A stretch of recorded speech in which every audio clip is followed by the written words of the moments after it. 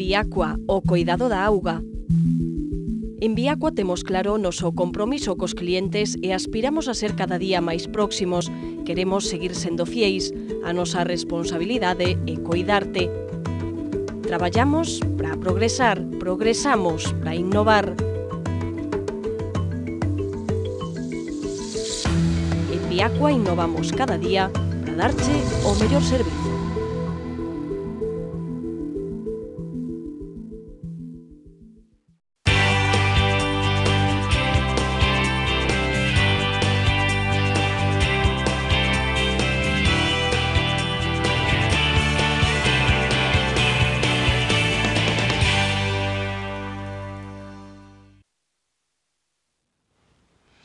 Ola, que tal? Como estaban? Tocaba hoxe falar de corrupción no Congreso nun debate no que o presidente Rajoy defendeu novas medidas en materia de rexeneración democrática, pero a protagonista indiscutible da sesión foi a exministra de Sanidade Ana Mato, que, como saben, presentaba onte a súa dimisión polo caso Gürtel. Lembra Rajoy que Ana Mato non está imputada nin cometeu ningún delito, asegura que España non está corrompida, ainda así recoñece que no PP houbo casos serios e importantes. Desa dimisión da ministra falaremos, dimisión como ministra que non como deputada, e falaremos tamén das medidas que se están anunciando, que aplaude o presidente Feijóo, aínda que si di que cree que se terían que ter tomado antes. Bueno, protagonista Ana Mato, protagonista tamén Xosé Manuel Beiras, despois de que confirmara que non repetirá como candidato nas vindeiras eleccións autonómicas. Hoxe falaba en roda de prensa por outra cuestión o seu Delfín Martiño Noriega e dicía que non é o momento de facer política ficción sobre o que pode pasar dentro de 2 anos. Son temas dos que nos toca falar hoxe, tamén a cuestión catalá, a nova folla de ruta de Artur Mas tralo 9N, farémolo coa xornalista Ana Peón. Que tal, Ana? Hola. Benvida, o editor Pepe Arias. Hola, Pepe. Hola, benvido. E o licenciado en Económicas José Ramón Rey Couselo. Que tal? Hola. José Ramón, benvido tamén. Bueno, pois son temas os que hai que sumarlle a cuestión local, non? A actualidade local que pasa estes días, como sabedes, polas primarias que vai celebrar o Partido Socialista para elexir o seu candidato á alcaldía entre Paco Reyes e Mercedes Rosón, que dan só 3 días, serán o domingo, aínda que os que están chamados a votar son realmente os 600 e pico militantes da agrupación local, logo dese aumento espectacular de militantes que houbo nos últimos meses. É certo que este proceso está a xerar expectación na cidade, non? Fálase tamén desta cuestión, non? Nos debates que estamos vendo, o primeiro que mantiveron aquí en Correo Televisión, pois pudemos constatar que hai diferenzas efectivamente entre ambos os dous, pois sobre todo na maneira que teñen eles de pensar en como debe ser a candidatura do Partido Socialista de cara ás próximas municipais. Vou deixar a José Ramón para o final porque precisamente el será un dos que poida votar o domingo, e empezando por Ana e por Pepe, como estades vendo vos este proceso? Vedes algún mellor posicionado? Vedes quen é o mellor candidato dos dous para medirse co PP, que as demais formacións de esquerda? A ver, Ana, ti telo claro? Eu non coñezo o funcionamento interno do PSOE, quen pode ter máis apoios, pero polas denuncias que houbo por parte de Mercedes Rosón parece que outro candidato pois inflou o censo presuntamente, non? Con afiliaciones masivas para ter máis apoios, non? E de feito tivo tamén máis avais, pero, bueno, as primarias sempre poden dar sorpresas. No caso do PSOE, pois vimos, por exemplo, cando foi a elección de Zapatero, non? Que todo o mundo daba por feito que ia ser Bono, e ao final, pois, o que tiña menos rexeitamento, non? Como foi o caso de Zapatero, foi elexido. Mesmo agora, con Pedro Sánchez, ao principio o favorito, pois parecía que era Eduardo Marín. É dicir, que creo que ata o momento mesmo da votación, que neste tipo de procesos non se sabe o que pode pasar. A min, respetando o proceso de primarias, me parece un proceso axeitado para a elección dun candidato, como pode ser tamén un congreso ou unha asamblea. Todos eles considero que son procesos democráticos de elección, pero neste caso está creando, creo que unha fonda tensión ferida, unha ferida, non? Porque cando se escoita aos candidatos con este tipo de acusacións, entre un e outro, de pucherazos casi no proceso, e cando se escoita tamén que se gañan non van a contar cos outros, pois eso non é bo, e que creo que de cara ao futuro, pois este proceso pode deixar o partido con algunha ferida. Pepe, ti compartes a impresión de Ana? A ver, eu penso que é un proceso interno que está sendo de alguna maneira público, non? Sen a participación de xente que non é militante do propio partido, entón eso penso que distorsiona un pouco, non? Porque no debate que hubo nesta casa escoitabas a Mercedes dicir que Paco era aparato, a Mercedes dicir que Paco, bueno, pois foi posto ali prácticamente a dedo, e logo despois Paco, pois para rematar, dicía que bueno, pois que Mercedes levaba 12 anos, non? Eu penso que todo ese tipo de... Reproches mutuos, non?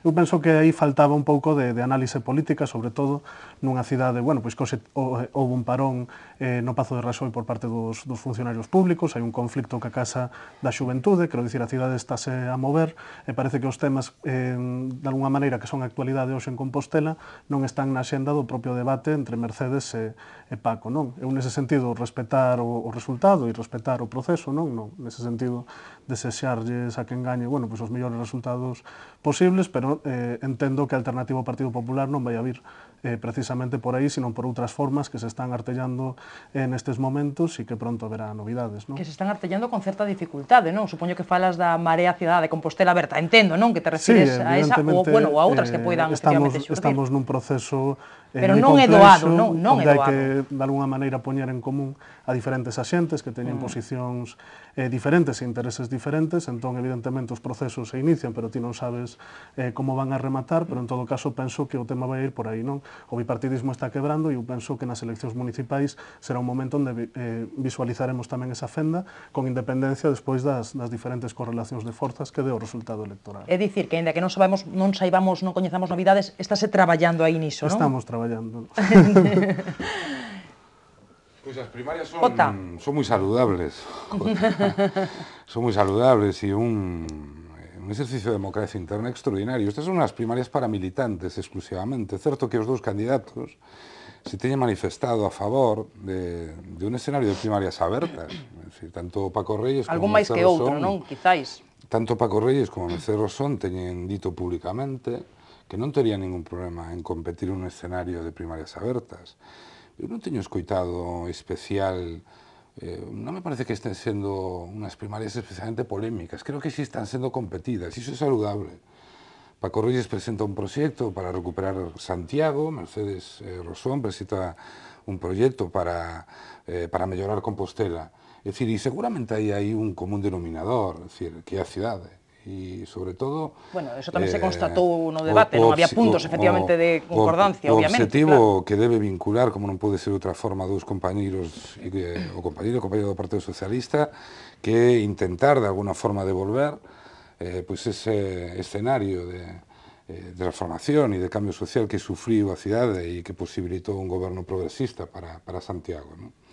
Bueno, a partir de aí non teño escoitado absolutamente ningún tipo de reproche, como decía Ana, desde que se comezou o proceso día 30 de outubro, que teña que ver con o asunto do censo. É certo que hubo, digamos, unha actitude moi proactiva. Sí, un gran entusiasmo, como dixo Bugallo no seu momento, por parte de moitos cidadáns e cidadás de perfil progresista que decidiron participar desde o punto de vista formal neste proceso coa súa militancia. Un proceso que, por certo, foi avaliado, foi fiscalizado polo Executivo Nacional Galega do Partido Socialista de Galicia, que foi sometido a referendo no Comité Nacional do Partido sin absolutamente ningún tipo de posicionamento en contra. Por tanto, eu creo que falar xa de inflado de censo da agrupación socialista de Santiago xa será un inoticiable, unha cuestión exclusiva e estrictamente anecdótica que entendo que quen o mantén pretende, en todo caso, desvirtuar o proceso en sí mesmo. É dicir, para nós... A ver, que remata José Ramón. Eu creo, e eu digo con honestidade, e sobre todo creo que é a mensaxe que se debe trasladar o conxunto das organizacións políticas, e moi saludable este exercicio de democracia interna, e moi saludable que o día 30 de novembro o voto do compañeiro secretario xeral serva exactamente o mesmo que o voto de cualquier dos militantes e cualquiera das militantes que formamos parte da organización en Santiago. O Partido Socialista ten experiencia, xa no ano 98, no seu primeiro proceso de primarias, entre José Borrell e o compañeiro Joaquín Almunia, e, xa digo, animar, sei que haxe o que hai outras organizacións que están nese proceso, estuveron os compañeros, un ex socialista en Compromiso por Galicia. Entendo que esas cuestións non se olvidan, ¿no? E hai unha forma tamén de vivir a política e de ter interiorizado o que toda unha trayectoria política no caso de José Antonio, que saludo, ¿no? Que Compromiso por Galicia pues haya ratificado, ¿no? Entonces, bueno, veremos o resultado do día 30 de novembro, sea cual sexa, seguramente o que sí que nos vamos a topar con un partido fuerte e un partido realmente que vai ser, e será con toda claridade a partir do 30 de novembro, unha alternativa de goberno sólida ao Partido Popular. Rápidamente, sen liarse moito. Se hai un inflado de censo, evidentemente, eso afecta a limpieza do proceso. E non o digo eu nin os medios de comunicación, foi Mercedes Rosón unha das candidatas a que denunciou públicamente este inflado de censo e a existencia de pisos patera. Non vin que rectificase o que dese marcha atrás nas súas declaracións, é dicir, que un dos candidatos está denunciando outro deste tipo de prácticas que eu creo que eso determinan se un proceso é limpo ou non é limpo. Entón, bueno, me remito ás declaracións que fixo prescrito. Home, pero eso determina. Si se infla un censo, os resultados están desvirtuados. Nos órganos de dirección do partido e nos órganos de goberno do partido se ten demostrado que esas, non vou decir acusacións, pero esa percepción que efectivamente defendeu públicamente a compañeira Mercedes Rosón, non así nos órganos de decisión, era errada. Por lo tanto, eu creo que, volvo a repetir, non é unha cuestión noticiable, o partido e os órganos de decisión se definiron sobre o respecto e esperar o resultado do 30 de novembro con vontade democrática e vontade de cambio. Bueno, o caso ese, esa ferida cura tamén, non? Esas tensións que provocan, ese é outra cuestión. A ver, Pepe. En todo caso, se falamos de limpeza, tamén me ven á cabeza a suciedade, non? E se falamos de suciedade no Concello de Compostela, realmente non estamos pensando na agrupación socialista ni ningunha das agrupacións da oposición, non? Temos o terceiro alcalde, vemos agora como entra Maite Cancelo, que era unha das persoas que estaban na quiniela precisamente de Ángel Currás, que ao final non tivo o retiro dourado en Traxa, tivo que se conformar con volver a dar aulas, e vimos tamén co Monte deronlle un premio nacional de teatro a Chévere, que foi unha compañía de teatro que tivo que deixar Compostela polas presións que recibiu de Conde Roa, como tantos e tantos movementos sociais que defenderon a lingua e a cultura da nosa nación, non? Entón, eu penso que se falamos de suciedade, non temos que pensar precisamente no que estaba falando Ana. Home, o proceso de elección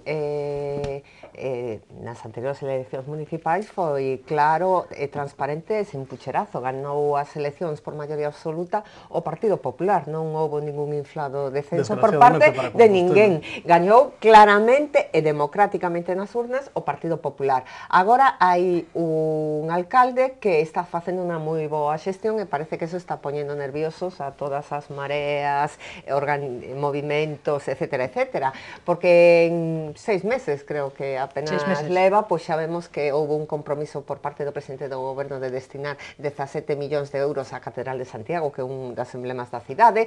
Vimos a ministra de Fomento como se comprometeu con datas aos proxectos de infraestructuras máis importantes. Vemos tamén a Consellería de Fomento que se compromete en actuacións neste senso.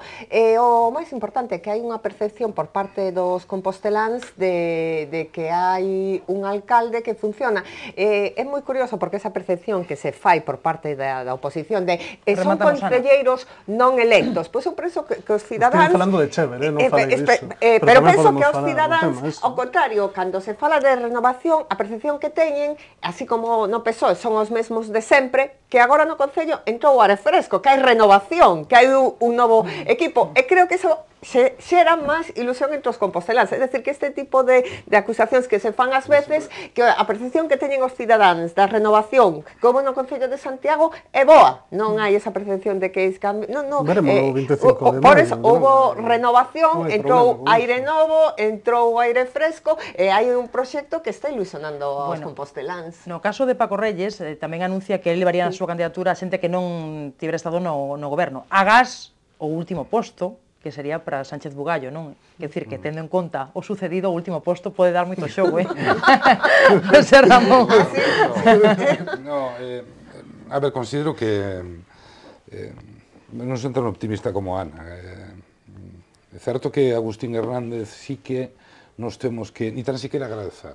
É dicir, eu creo que Agustín Hernández ten feito unha labor de recuperación, ¿no? de un enfermo terminal, que era a cidade e o conxunto da cidadanía en Compostela, ¿no?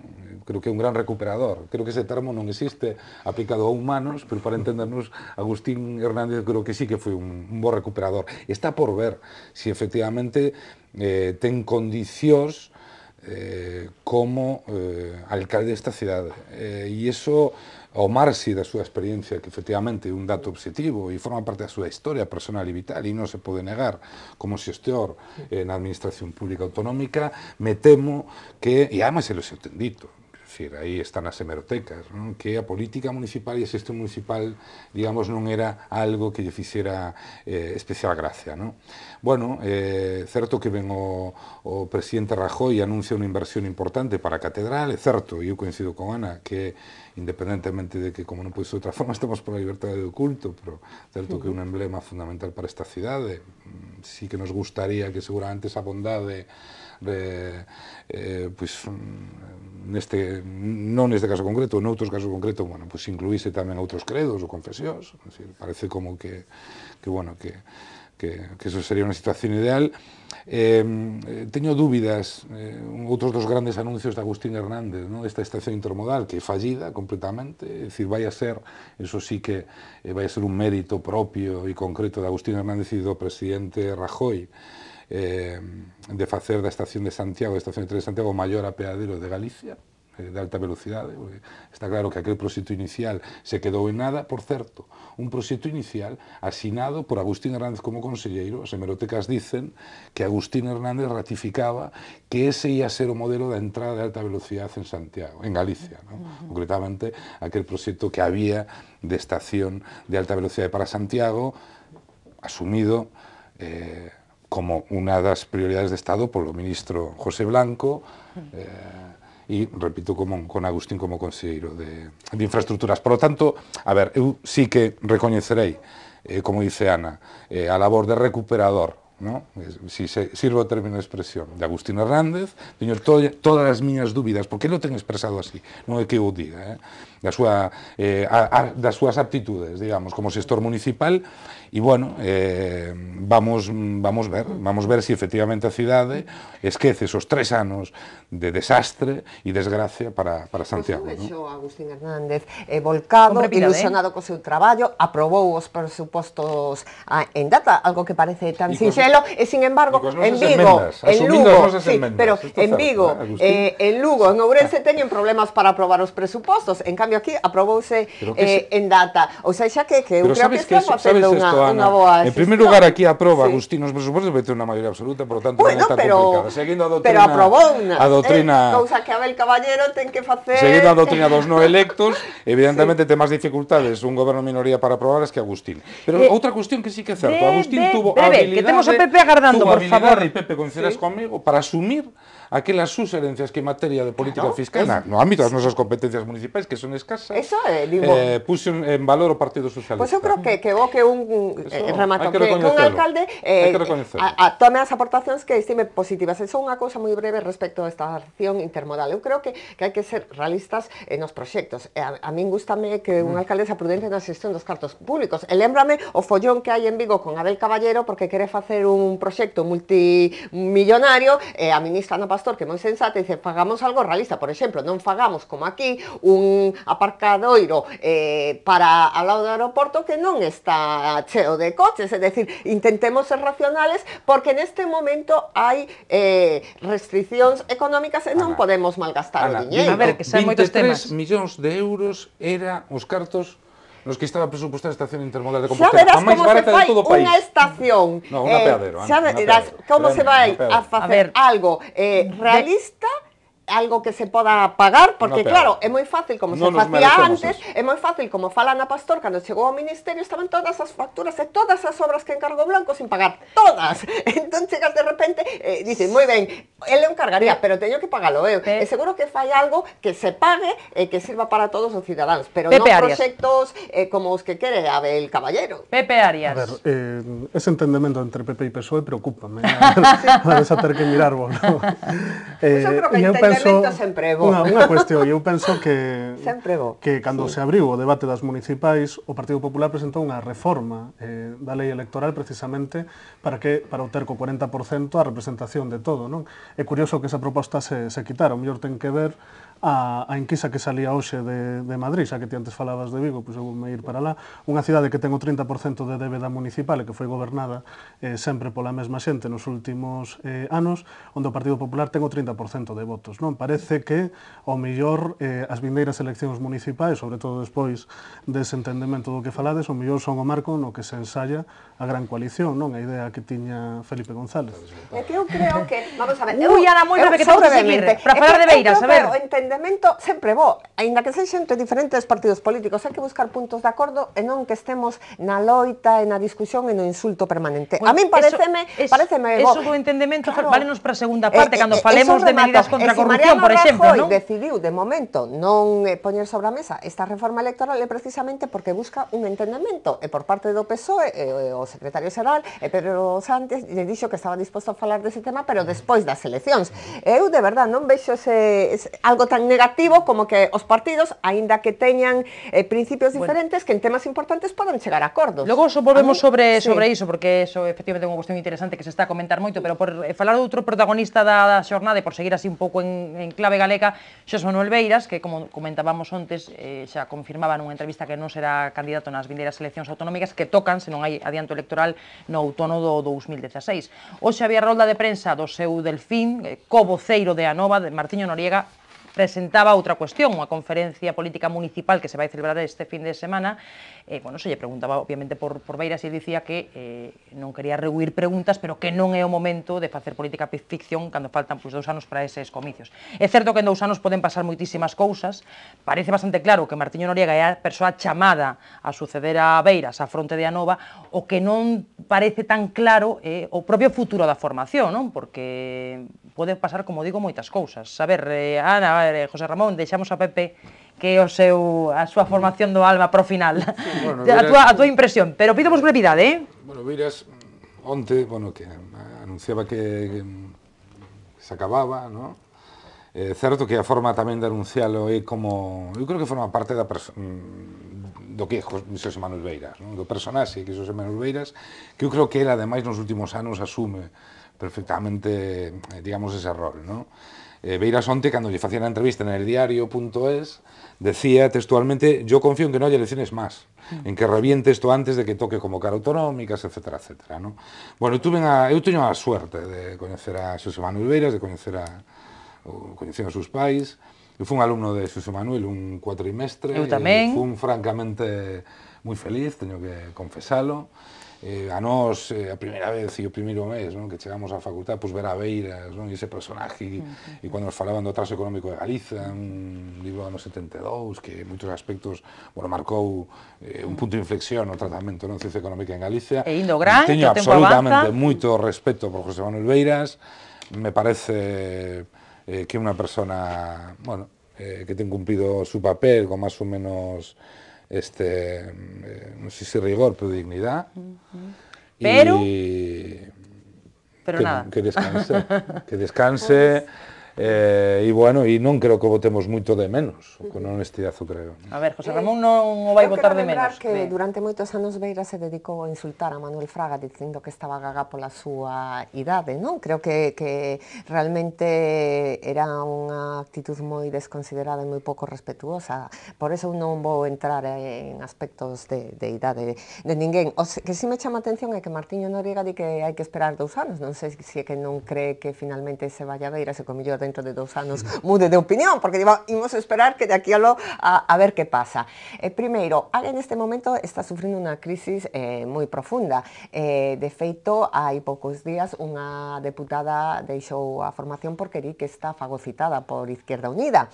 Estará mañá en Correo Televisión, digo, para tamén ao mesmo tempo, Izquierda Unida tamén está sufrindo unha crisis moi profunda porque Podemos nas enquisas está comendo terreo, é dicir, que non se sabe tampouco o que pode pode pasar con AGE, que nas eleccións autonómicas pois tuvo uns resultados bons, pero que agora está nunha profunda crise, eso non se sabe o que vai pasar no seu futuro. En cuanto a Beiras, bueno, eu evidentemente pois un profesor universitario con unha ampla trayectoria, pero estes anos no Parlamento de Galicia para min non pasarán a historia por a súa contribución. Realmente creo que o contrario, que o que contribúe estes anos Beiras é a crispar, a desacreditar a imaxe do Parlamento. Ao final, só o único que trascendía era que pegaba golpes na mesa, que berraba, que insultaba, que chamaba chulo de barra americano ao presidente da Xunto, que chamaba delincuentes ao PP, que todos tiñamos que ir á Cámara de Gas. É dicir, que a aportación de cara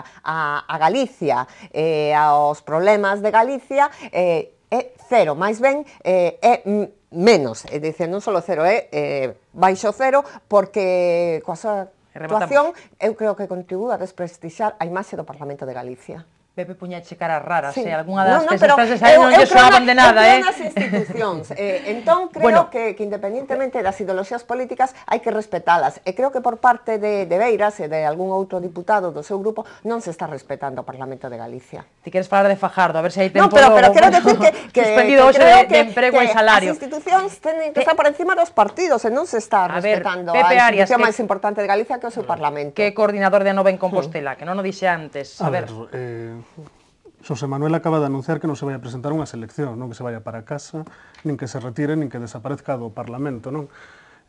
Con independencia dos diferentes calificativos, eu penso que o dirixente político que ten máis epitafios escritos, non agora, sino nos últimos 20 anos, e nese sentido escribirlle outro máis, pois sí, a ver, evidentemente existe un componente biolóxico, pero eu penso que todavía vai a seguir dando moita guerra, como a guerra que deu precisamente na propia entrevista, onde fala de moitísimas outras cousas, non? Simplemente di algo que eu penso que entra tamén dentro da lógica por unha cuestión de idade, non?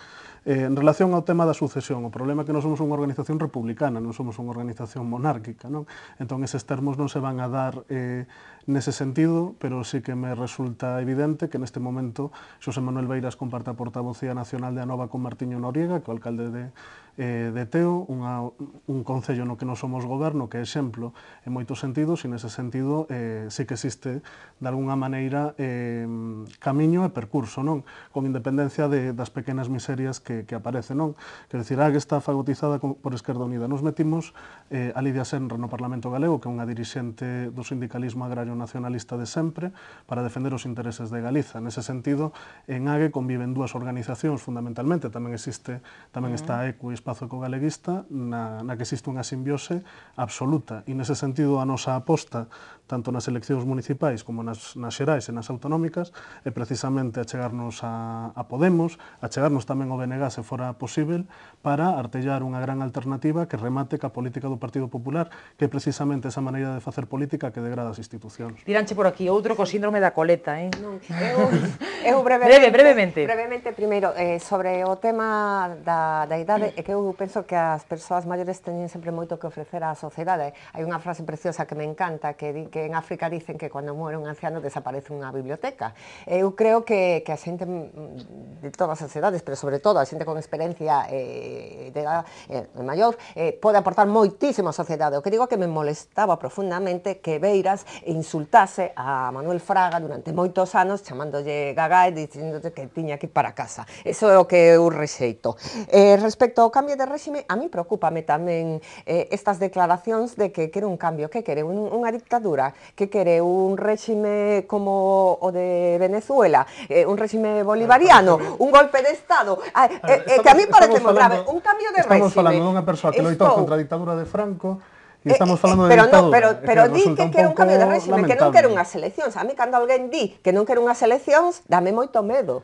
Dame moito medo cando alguén di que non quere unhas eleccións. Quere unhas eleccións nun marco constitucional diferente ao actual. Non está dicindo que non haxa eleccións. Eu quero seguir vivindo en democracia durante moitos anos. Evidentemente, se se abre un proceso constituinte e se mudan as institucións, estaremos... Non parece saber. A ver, José Manuel Beiras, brevemente, unha persona moi inteligente como para saber que, por eso que comentaba na miña intervención inicial cando falaba dele, que decir, eu creo que nos últimos anos el asume un rol e un papel, é dicir, que ten un punto narcisista sempre foi, porque é certo, é unha persona talentosa e moi brillante, entonces, bueno, pues hasta se lo pode permitir.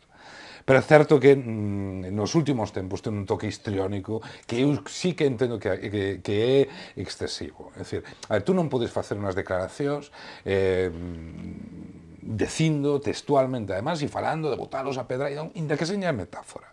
Pero unha persona referente en moitos aspectos, unha persona a que se lle presupón e se lle presume un componente ideolóxico, intelectual moi sólido, como para decir, ás veces, e incluso para ter comportamentos que, xa digo, son absoluta e completamente histriónicos. De aí a plantear unha estrategia populista que pasa porque hoxe nos digan que, oye, a nosa idea é ter unha renta universal de 1.200 euros, que pasan porque nos digan, oye, isto da deuda non o pagamos, que pasan porque nos digan non sei que. Decir, a ver, eu creo que con honestidade entendo e asumo, de verdad o digo, que seguramente teñamos que ponernos de acordo, sin excepción, o conxunto de ciudadanía de dos partidos, para reformar un marco constitucional que parece que se nos queda escaso, iso así, unha proposta do Partido Socialista, onde se fixe unha proposta e o secretario xeral asumiu en primeira persona, ni máis ni menos, que recoñecer o que foi políticamente un error histórico, que foi o acordo co PP para limitar o déficit vía constitucional,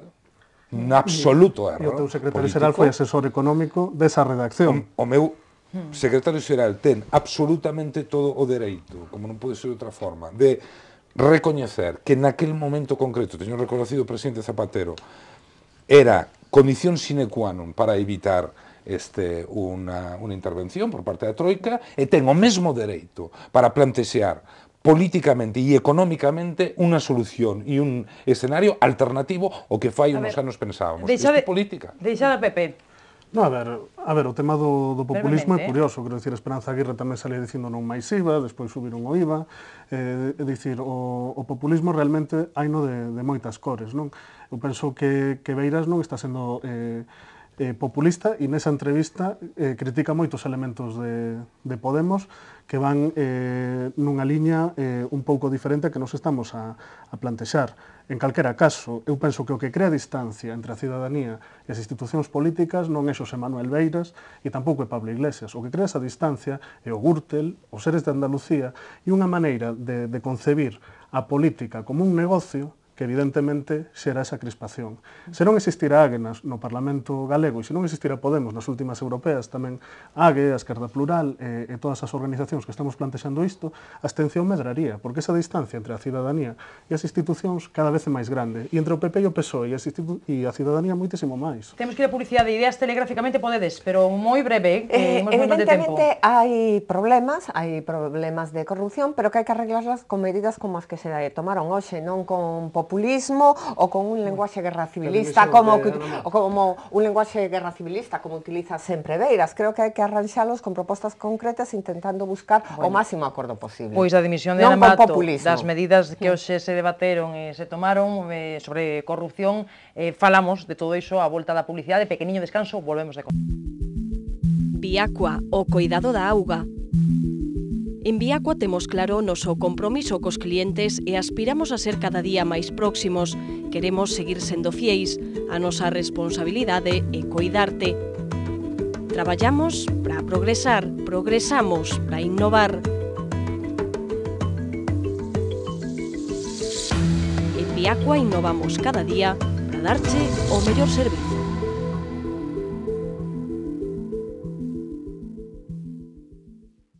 Seguimos en tempo de tertulia, hoxe na compañía de José Ramón Rey Couselo, de Ana Peón e de Pepe Arias. Temos 18 minutos de programa, así que se vos pedía concisión na primeira parte, agora moitísimo máis, e imos xa co tema do día, non? A dimisión da ministra Ana Mato, titular de Sanidade, a raíz do caso Gürtel, o xuiz que leva, que instrue ese caso.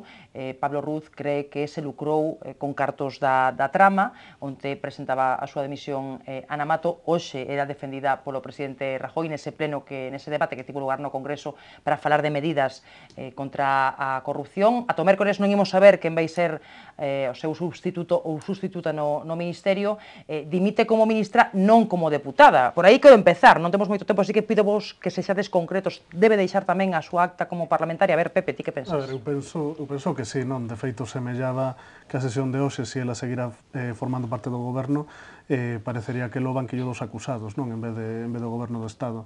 Nese sentido, penso que unha boa noticia que a persoa que fixo recortes na lei de dependencia, que implantou o copago sanitario, se vaya afora, pero eu penso que as liñas esenciais da súa xestión en sanidade van a ser as mesmas, non? Que a persoa que sustitúa, non? Entón, eu penso que nese sentido non muda nada.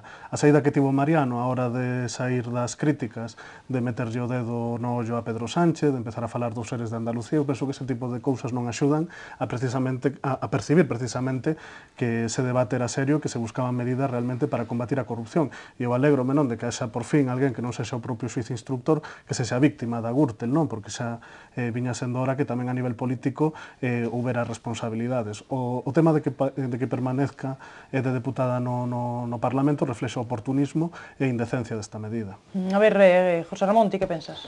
A ver, non só respecto de si debe dimitir como diputada, hai un dato que nos vimos mantendo e unha atitude, digamos, que nos vimos mantendo respecto das demisións, ou seja, a petición de demisións inmediatas para cargos públicos, digamos, que estén investigados. Si hai, efectivamente, pues si se abre un xuicio oral ou medidas cautelares. No caso de Ana Mato, non parece ni tan siquiera que esté imputada. Isto é a realidad. Por tanto, non creo que o Partido Socialista, e de feito, independentemente de que, bueno, pues o auto do xuiz, en todo caso, tamén é demoledor, e se fala en termos, digamos, non especialmente favorables a Ana Mato, pero obxectivamente é certo que non está imputada, polo tanto, entendo que non se lle está pedindo a súa dimisión no Partido Socialista formalmente por ese feito, non? Manténdose, digo, o que hasta ahora é, bueno, pues un criterio firme do partido ese respecto. Bueno, era cantado que tiña que irse, unha ministra que estaba seguramente moi amortizada, con una, digamos, trayectoria política especialmente polémica, moi desacertada nos últimos tempos, coa xestión e o manexo que se do Ébola, etc. Desautorizada, incluso no plano formal polo propio goberno. Es decir, a crise de Ébola hai que recordar que Soraya Sáenz de Santa María quen se pon un pouco a manexar esa situación, etc. Mariano Rajoy, o presidente do goberno, aproveitaba hoxe para anunciar unhas medidas anticrisis. Bueno, anticorrupción, perdón. Os socialistas estamos especialmente satisfeitos no sentido de que aquelo que nos temos reclamado, reivindicado e executado formalmente no noso partido, pois parece que van a formar parte dese paquete de medidas legislativas que o PP, por certo, a elección das direccións dos partidos, te refires a iso?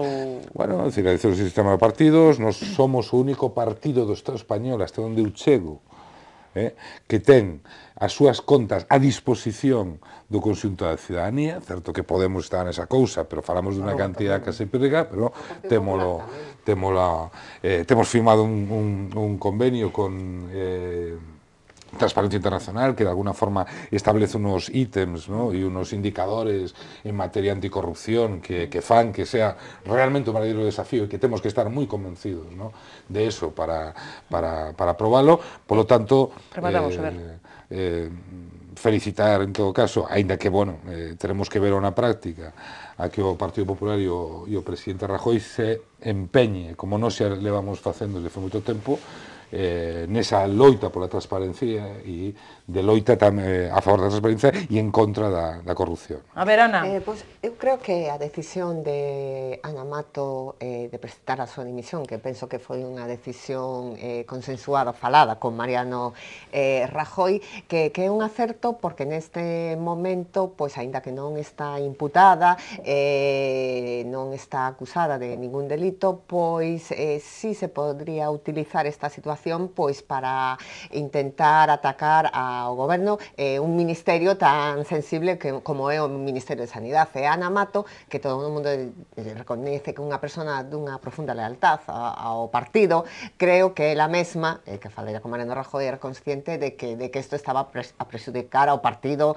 e ao goberno, máxime cando hoy pois Mariano Rajoy iba a propoñer un paquete de medidas para continuar as que xa se tiñan tomado desde o principio de legislatura sobre a corrupción. Respecto de dimitir como diputada, hoxe escoitaba unhas declaracións de Jesús Posada, o presidente do Congreso, que a min pareceme un político moi sensato, que ten moito sentido común, e decía que, claro, cando se elixe a un diputado, os cidadáns o elixen para que o represente durante 4 anos. Entón, pois, que ao non estar imputado nin encausado, pois que o lóxico podría ser que siga estes 4 anos, porque é o compromiso que asume cos cidadáns de estar representando outra cosa, un ministro, o nomea e o cesa o xefe do executivo, pero en cambio a un parlamentario o elixen os cidadáns para que o represente durante 4 anos. Esta era a reflexión que poñía sobre a mesa Jesús Posada, que, pareceme de sentido común. En canto de dimitir cando se produce a apertura de xuizo oral, pois eso é unha das medidas que se puxo tamén sobre a mesa para aprobar. A min pareceme tamén razonable e pareceme eso, que entre todos os partidos pois deben intentar chegar a un acordo para tomar medidas, estas medidas que se tomaron hoxe. Se outros partidos propoñen medidas interesantes que tamén se teñan en conta, é dicir, que entre todos, absolutamente todos, se chegue a unha serie de propostas que tranquilicen a opinión pública española. Respecto ao ITU+, eu escoitei a Mariano Rajoy durante 2 intervencións, a primeira e a segunda, onde non hizo absolutamente ninguna referencia a outros partidos políticos. Pero claro, é que as 2 intervencións de Pedro Sánchez eran dicindo, pois vostede non pode dar leccións de corrupción porque é un partido de corruptos, Gürtel, e ao final, na contrarréplica, Mariano Rajoy, señor Sánchez, parece que aquí vimos todos de novo, pero vostede ten un problema de despeñar perros para baixo, porque evidentemente en Andalucía hai unha trama corrupta que afecta ao reparto das axudas para o desemprego, por os 150 millóns de euros, e non é cuestión de ti máis, pero claro, se ti estás nun pleno ofertando medidas, están todo o rato reprochándote, pois ao final, vamos a ver, seamos sensatos e todos pongámonos de acordo para tomar medidas. Eu creo que iso é o que hai que facer a partir de agora. Evidentemente, todos os partidos, porque é un problema de todos, non? Porque vemos, pois, Izquierda Unida tamén tuvo problema das tarjetas black, vemos que o Bloque en Galicia ten tamén imputados, é dicir que corrupción, irregularidades administrativas, etcétera, afectan a todos os partidos. E o que teñen que facer é ser máis exixentes, tomar máis medidas de control, de prevención, e todo o que fagan sempre será pouco. Por eso creo que todas as aportacións veñan de quen veñan, deben ser cando menos estudiadas e intentar chegar ao maior acordo posible entre todos. Rápidamente, con brevidade, Sí, a ver, estou de acordo, que efectivamente hai que tomar medidas e consensuadas mellor en contra da corrupción. Entendo tamén que é certo que a corrupción, é algo que seguramente afecta a todas as organizacións políticas, non só políticas, casi a todos os ámbitos da vida. Pero tamén non é menos certo que do que estamos tratando e dos temas que estamos tratando neste momento concreto de tempo que nos toca vivir, parece como que a corrupción forma parte casi do Código Xenético do Partido Popular. Estamos falando, Ana, estamos falando de 3-4 tesoreiros do Partido Popular imputados na trama Gürtel. Estamos falando de sobresueldos e algo que realmente eu sí que creo que afecta Mira, pero te vou explicar, mira, o que se decía Rajoy... Primeiro recoñece que todos cometeron errores, pero PSOE tamén cometeu moitos. Pedro Sánchez, e seguramente Susana sabe o dato mellor que a min, pero como xornalista. Pero Pedro Sánchez eu creo que leva como 6 meses de secretario xeral do Partido Socialista. E Pedro Sánchez eu creo que é un decidido e radical combatente en contra da corrupción e é un apóstol, entre comillas, non sei se fai moita graza, pero a transparencia política. Eu creo que o exercicio de transparencia política e de loita contra a corrupción que está facendo o Partido Socialista con honestidade, creo que non ten absolutamente, non admite ningún tipo de comparación respecto, polo menos, co Partido Popular. Seguro.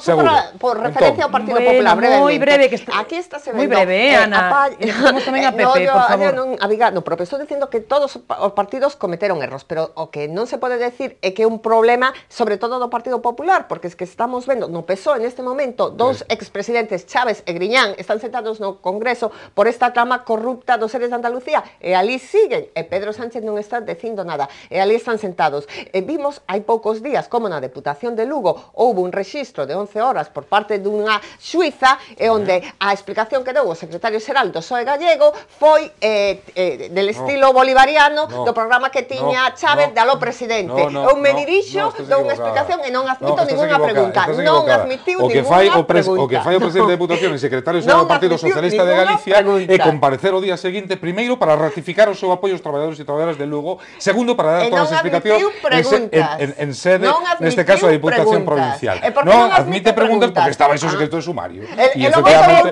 non pode. Non, é unha cuestión que clara. Deixárselo claro, estaba iso secreto de sumario. Estaba iso secreto de sumario. Pero que a vez non deixamos nada claro, xa vos lo digo. Ese mesmo día, o día seguinte, o presidente da Xunta estaba convocado en sede parlamentaria para dar explicacións. Preguntas e resposta, pregunta e resposta. Estaba convocado para dar presidente, pregunta do PSOE, resposta do presidente. Estaba convocado. Besteiro non admitiu preguntas, foi un monólogo. Un monólogo.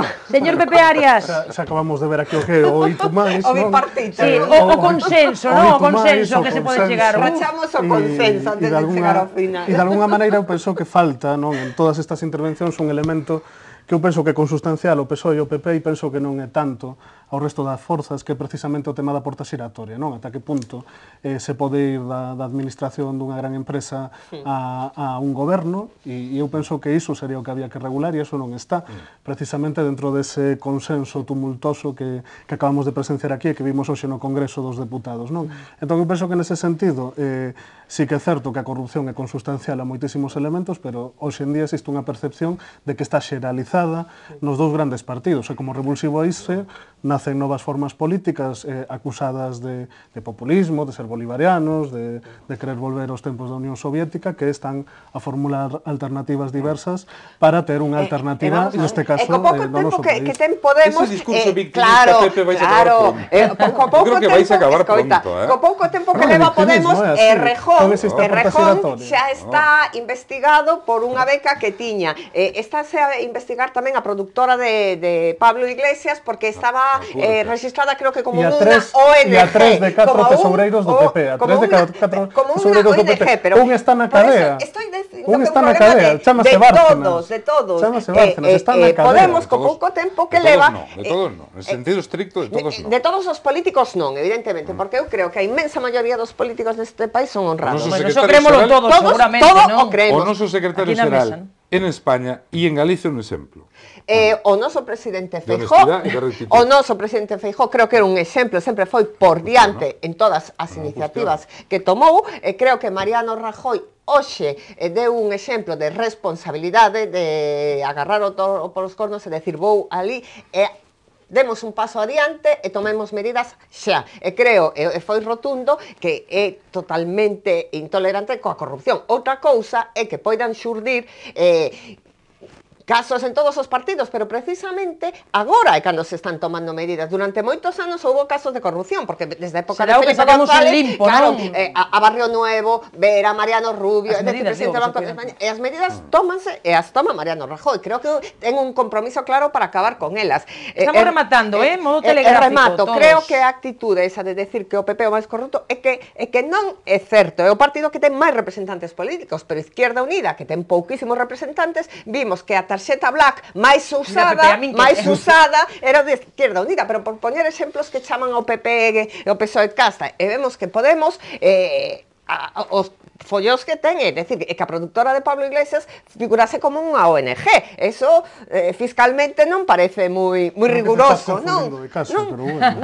Pero quero decir... Xa son tantos que é doado confundirse. Bueno, pero quero decir que, bueno, é que, pois, se queremos falar de Ague, o follón que se montou en Ague pola cuestión económica de quen se va ao grupo mixto, cantos cartos ten cada un, etcétera, etcétera. É dicir que... Pepe, que hai que ter autocrítica. Hai que ter autocrítica. Eu penso todos os partidos. Que Mariano Rajoy nestes momentos non é unha persoa que xere consensos en relación a como se pode tratar a cuestión da corrupción neste país, non? Eu penso que é algo, que unha percepción que está xeralizada pola cidadanía, non sei se é certo ou non, pero o que está claro é que existe a percepción de que a corrupción é unha forma de goberno que está instaurada nestas institucións e o que hai que facer é intentar mudalas e intentar abrir un proceso constituinte en Galiza, pero tamén no conxunto do Estado, que remate con ese réxime e que sexamos quen de construir unhas novas institucións que estén ao servizo da xente de abaixo. A ver, José Ramón, a modo de conclusión, así, brevemente. Decía Pepe Arias, que non sei se escoitou o discurso de Pedro Sánchez, pero Pedro Sánchez decía hoxe textualmente: siento decirle, señor Rajoy, porque es usted el presidente del gobierno, que España necesita reformas radicales en regeneración, en ejemplaridad, en democracia, en limpieza, y que usted, por su trayectoria, no está capacitado ni legitimado para liderarlas. Permites un corchete? Sí, corchete. Podía lembrarse Pedro Sánchez cando foi asesor da reforma do artigo 135 da Constitución Española, que é unha das consecuencias da ruptura do proceso constitucional. Tú coñeces os termos do asesoramento de Pedro Sánchez? É dicir, ser asesor implica necesariamente o acordo absoluto e en todos os termos... O que saiu na prensa e el non desmentiu foi que el defendeu esa reforma. En todos os termos nos que se redactou ese dato. Pois eu che direi que Pedro Sánchez, que efectivamente estivo de asesor sobre ese particular, Pedro Sánchez ten, ademais, como profesional de economía, Pedro Sánchez tiña naquele momento unha postura, o primeiro, que a vos seguramente, claro, como tenes esa concepción tan particular desto que é a patria, Pedro Sánchez tiña... Ui, que abrimos moitos temas, non hai tempo. Claro, Pedro Sánchez fixo un ejercicio de patriotismo, Pepe. Sí. Bueno, eso daríanos para máis. E Pedro Sánchez foi absolutamente responsable, e o é aínda máis, cando asume que efectivamente pudemos haber cometido un erro histórico. Pareceme profundamente injusto decir que Mariano Rajoy non é unha persona de trayectoria intachable, é unha persona honrada, é unha persoa que podería vivir fora da política económicamente moito millor, e que Pedro Sánchez diga que non pode tomar medidas de regeneración, vamos a ver, eso sí que é inadmisible, porque Pedro Sánchez no seu partido ten moito que mirar, empezando polas tramas corruptas en Andalucía, pero mellor, como decía Mariano Rajoy, é que Susana Díaz non lle deixa facer nada de despeñaperros para baixo. Quedabades aquí tranquilamente unha hora máis, laretando, non digades que non. Bueno, non hai tempo, así que cito vos outro día e xa seguimos seguramente con moitas destas cuestións que tocamos hoxe. Bueno, grazas aos tres, a Pepe, a Ana e a José Ramón, xa sabedes que é un placer para min e para todos tervos por aquí, e grazas a todos por seguiros. Mañá non hai tertulia, descansamos, temos entrevista, recibiremos a Chelo Martínez, a nova deputada do Grupo Mixto, algo se falaba tamén dela no programa, elixida, como saben, nas listas de Ague, que tras a súa marcha de Anova, pois deixou tamén o grupo parlamentario de Beiras e Yolanda Díaz. Bueno, mañá estará connosco e falaremos con ela da actualidade de moitísimas cuestións tamén das que saíron hoxe, será a partir das 8:30 da tarde, entón, grazas, que descansen.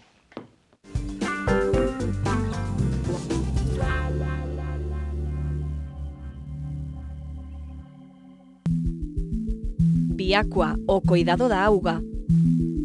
En Viacua temos claro o noso compromiso cos clientes e aspiramos a ser cada día máis próximos.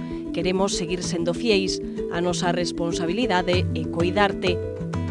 Traballamos para progresar, progresamos para innovar. En Viacua innovamos cada día para darche o mellor servizo.